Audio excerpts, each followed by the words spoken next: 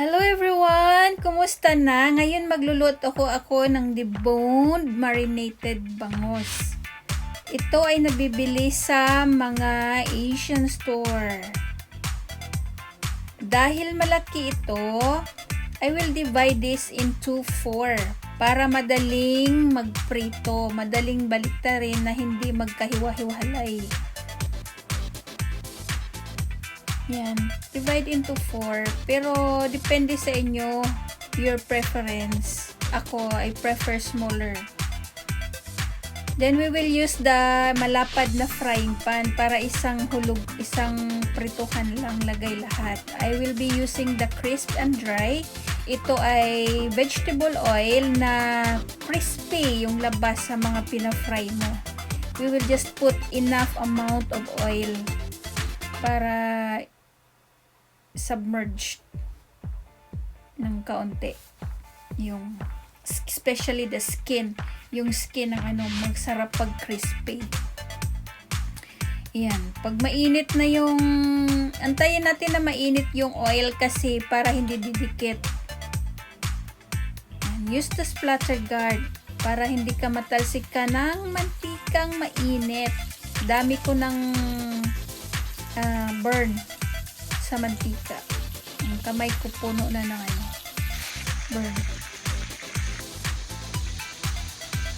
Ilagay ko na rin itong tail niya para hindi mabaho doon sa food waste. Yan, baliktarin na habang pag nag-brown na, baliktarin na yung malaman mo kasi hindi na masyadong maingay yung oil. Then baliktarin.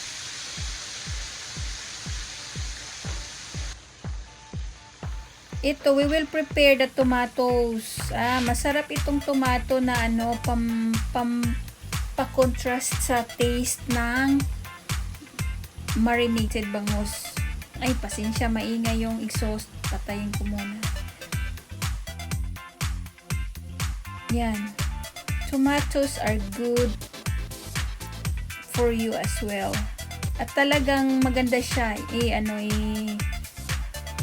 Contrast sa marinated bangus. Masarap kasi pag contrast yung food mo. Yan, nabaliktad ko na. Baliktad na yan. Babaliktarin ko naman the other side para mag-crispy yan. Ayan, luto na. Ready na. Time to eat. Oh, diba? Naluto na rin yung tail.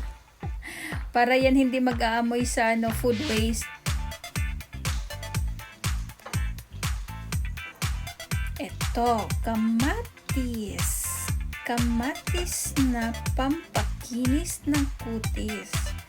Ang kutis ko hindi makinis. Ang kamatis lang. Ayan. I really love this. I love kamatis. Then we will have the Korean seaweed salad. Ang sausawa natin ay simple lang.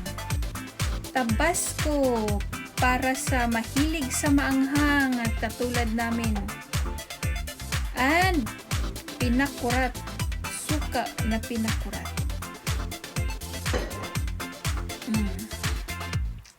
Yan.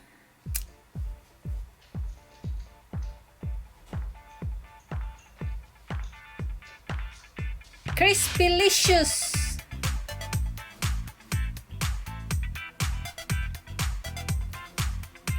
And the seaweed salad. Yum, yum. Oh, diba? Perfect. Thank you for watching, guys. Please subscribe now for more Yndai Cecilia's easy cooking ideas. Bye!